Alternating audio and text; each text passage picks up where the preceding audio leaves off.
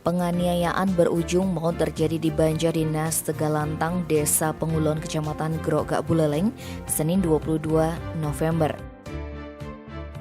Diduga lantaran mabuk, Swin memukul istrinya Sri Indrawati hingga meregang nyawa.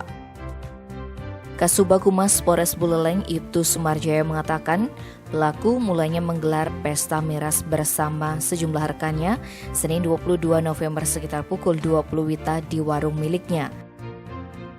Saat sedang asik minum arak, diduga terjadi pertengkaran mulut antara pelaku dan korban, hingga akhirnya pelaku memukul kepala korban berulang kali. Akibatnya wanita malang itu tersungkur dan tak sadarkan diri di dalam kamar. Lucunya, Swin mengira istrinya tertidur, maka seusai menghantam istrinya, ia pun turut berbaring di sebelah istrinya. Pada Selasa 23 November pukul 4 WITA, Swin terbangun dan hendak membangunkan istrinya.